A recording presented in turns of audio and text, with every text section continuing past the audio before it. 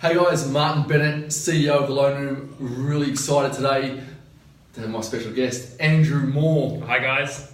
Andrew is a top real estate agent at Noel Jones, also has one of the hottest vlogs going around, Andrew Moore Real Estate. So if you like our content here today, make sure you check out it's a weekly vlog now, isn't it? Yeah, it is. It's a weekly content that comes out on the market, and also other stuff that I'm doing in life as well, just to keep it a bit interesting and not always be about real estate. Yeah, so it's very entertaining and knowledgeable. So, cool. What we're going to come to you guys with today, Andrew been an expert out there in the real estate market, and so many buyers asking questions about what's happening in the market. Should they be buying? I want to invite Andrew on today to get his opinion of the state of the market. Yeah, well, I suppose there's two schools of thought in terms of buying now, and I suppose there has been a correction in the market of at least 10%, I would say, in the Melbourne market that I'm working in personally. That does say that essentially there's some good value out there in terms of prices compared with next year. The debate is, do you buy now or do you wait for the market to come further back and try and time that market? If you look at people like Warren Buffett that are really big in the stock market, they all say that you can't time the market. And the only time you realise you've hit the bottom of the market is once it's gone back up again. And you only really realise that the market's bounced back and is going up again once it's probably had a 5 or 10% correction, at which point everyone starts to try and buy in and you're competing and paying high prices again. So essentially I think, and we've discussed this in the past, taking a long-term view. Correct. Realising that you've probably already got 10% in your back pocket now if you were to buy. The population growth in Melbourne specifically continues to go, and that's going to put demand on housing. So long term, prices have to go back up. So therefore, I would say buy now, get the value, lock it in, and look for a long term approach. Don't be trying to flip something in the next 12 months because the market is still that little bit unstable. But secure something, buy a good property in a good location, all the things that you want when you are buying real estate. Lock it in and stay in for 4 or 5 years, and I think you'll still do really well. Now you're talking to both vendors and buyers on a daily basis. Yes. What are you finding from your vendors at the moment? Obviously, 12 months ago, vendors were laughing all the way to the bank, literally. Where are they at now when you're dealing with them in terms of, obviously, the price points come down? What are they doing, and how should a buyer, new to the market maybe, be coming in there knowing, say, what should we be doing?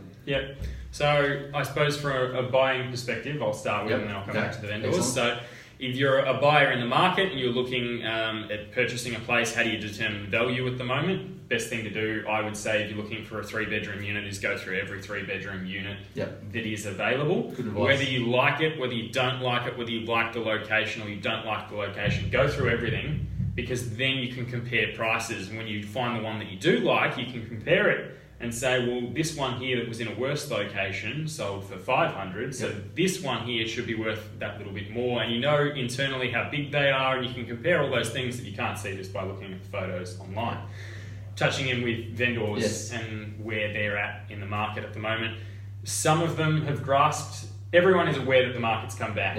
Whether a vendor at the moment is willing to meet what the market's prepared to pay is the debate that's happening at the moment. And essentially what we're seeing is there's a bit of a downturn in the market.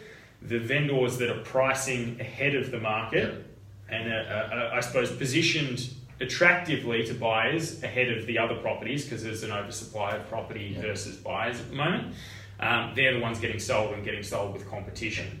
Anyone else that is slowly reducing their price, what they're doing is the market moves to here and then they move their price, but then the markets move to here and they move their price, and you end up chasing the market down. So you really want to cut the market off, look attractive, right from day one. Price aggressively, Make sure that you've also got presentation and promotion correct. But at the moment, when if there's 5 buyers and there's 10 4-bedroom homes for sale, even if yours is I suppose slightly better looking because it's got an outdoor deck or something like that, that's a point of difference, you still need to be priced accordingly. If you get 2 or 3 groups that are interested because of that, you can still create competition. So let's pretend I'm a buyer. I've been scouring the market for the last 3 months. I've noticed, hey, there's not as many auctions going around. Or there are auctions that are happening, but I'm nervous, I've never bought a house before, I want to get into the market. Is there more opportunity now to buy prior to auction than there was 6 to 12 months ago?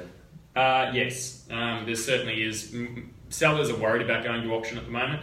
I would still, as an agent, I still recommend auction because I think it brings things to a head, whether you sell at the auction under the hammer. The goal of the real estate agent is to get the property sold for the owner for the best outcome that they can.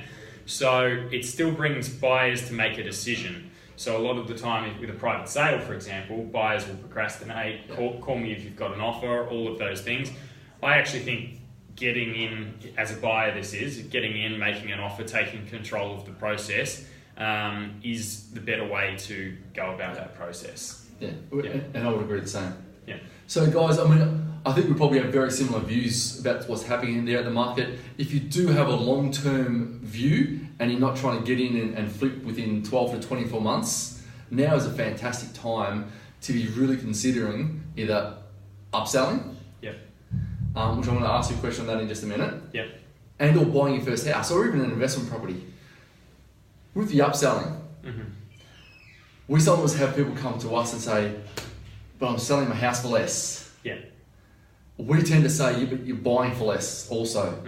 So do you tend to find that if you're buying and selling in the same market, it doesn't make a difference, does it? Yeah, people feel perhaps their house was worth, let's say, $1 million, and it's come back 10%, so it's now worth 900-ish.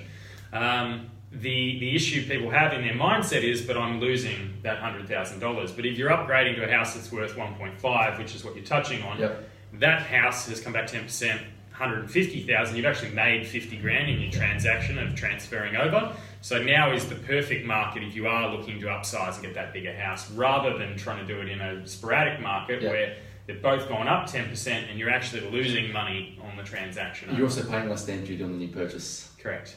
So, that's fantastic. I hope you like that, guys. Now, where can people reach you if they're thinking about selling? Or even just want some advice on buying? Well, my mobile number is 0432 402 382. That's the easiest way to get in touch. We'll have that below this video too, guys. And you can always follow my vlog, which is youtube.com/Andrew Moore Real Estate. Fantastic, mate. Andrew, thank you very much once again. Love having these conversations with you. Guys, if you have any questions, queries, you know where to come to. Thanks, guys. Thank you very much.